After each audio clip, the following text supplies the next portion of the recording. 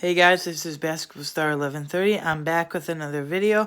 If you haven't checked out my last video, I'm not going to spoil it for you. I'm not going to give you any hints or what it's called or what it's about. Go check it out. It was just uploaded to the channel about 10 minutes ago, so go check it out. Anyway, today I know this is a couple days late. Oh, by the way, I will be coming out with a firm schedule. I will stick to that during the 2019 NFL season, and then once the NBA season starts, I will be having a schedule for that too. But my schedule reveal should come out either tomorrow, Monday, or Tuesday, between tomorrow and Tuesday, so go look out for that. Anyway, I'm here today to do a reaction of the Bears-Packers NFL 100 kickoff game for the 2019-20 NFL season, which was Thursday night. So let's get into it. So the order of this, I'm going to go Bears side of things, Packers side of things, see if my prediction was right, and then my overall thoughts. So first, my prediction, I thought the Bears would win 23-20. Obviously, first of all, the Bears didn't win, and obviously they scored way less points than that. The Bears had a total of 3 points, and the Packers had a total of 10 points. So let's start on the Bears side. Why was the offense so damn slow? I don't know why. Mitchell Trubisky looked like a rookie. He looked lost out there. He didn't know what he was doing. Each time he would just scramble and take a sack, hand it off, blah blah. He would overthrow his receivers. He had a wide open Allen Robinson, and he chose to scamper and scramble for 1 yard, and Allen Robinson was wide open. And then I didn't like the play calling. I didn't know if Matt Nagy was calling plays for the offense or the offensive coordinator was, but play calling was terrible in that game. They ran the ball too much, and then when they threw it, it's like they didn't have confidence in Mitchell Trubisky to throw the ball. Granted, Mitchell Trubisky overthrew the ball every time he threw it, but all he could do was screen passes and scramble. But the game plan was bad. Way too much running, way too much handoffs, way too much screens, this and that. They go dink and dunk or whatever. They go short routes, blah, blah. They didn't go deep at all. I know Allen Robinson had 7 catches for 102 yards, but the other receivers are virtually non-existent. The play calling was just terrible. They had no confidence in any of their offense. And then when he hands it off, and then when Mitchell Trubisky does a screen pass to Tariq Cohen, there was great blocking by the Bears offensive line. I mean, great blocking. Absolutely terrific. Tariq Cohen could have ran upfield, turned it upfield for a touchdown maybe, like a 75-yard touchdown. It was wide open. Coverage was great downfield. And Tariq Cohen, what does he do? He gets the screen pass, and he fumbles it. He just fumbles it. I mean, I don't know what to say. He just fumbles it.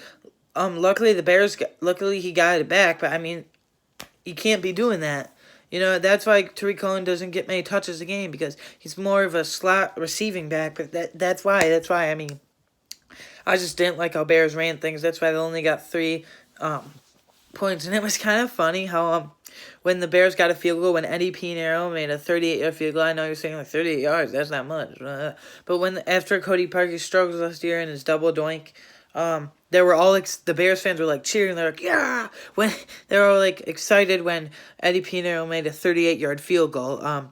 But wrap up for the Bears. Play calling was terrible. The offensive line was pretty good, except for the 5 tags. But play calling was terrible. They didn't have any confidence in Mitchell Trubisky or their offense at all. And other than Allen Robinson, the wide receivers were not that good.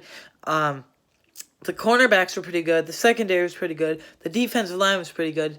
Khalil Mack again was kind of very good. Leonard Floyd was the one that stuck out for me. So if I had to give an MVP for the Bears, it's definitely not on offense, because it's not. Offense was just terrible, resulting in only 3 points, only a field goal. I'm going to give this MVP to a defensive player, Leonard Floyd. He was just amazing. He was there like every single play with Khalil Mack. So, yeah, I'm giving it to Leonard Floyd. Now for the Packers side of things. The Packers were wishy-washy the whole game, because like all the first quarter, it was still tied 0-0 at the end of the first quarter, I think.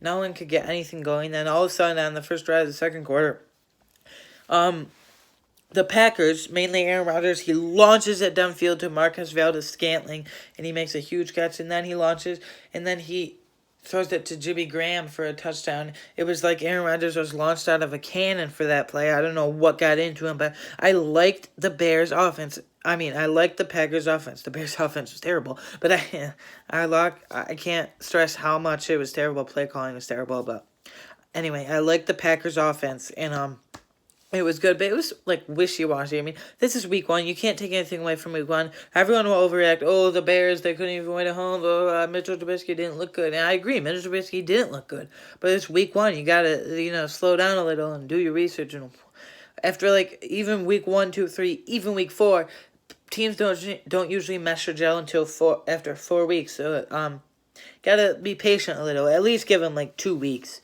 I mean, maybe 3. Or maybe even 4. And then for the both defenses are great in this game, especially the the Bears defense is better overall, but the Packers defense surprised me how good they were. I was like, oh my god, that Packers defense each team got 5 sacks. That Packers defense is pretty good. Kenny Clark was in there every single play. Yeah, Kenny Clark was in there every single play, but the Packers defense was pretty good. Adrian Amos had the game-sealing interception in the back of the end zone. The safety who went from the Bears to the Packers, so a little bit of revenge there because the Packers won. And then Kenny Clark was in on every play. And then the Packers had 2 new starting safeties, 2 new starting cornerbacks. Kevin King was decent. It's Kevin King, so what do you expect from him? If you guys don't know him, he's decent at best.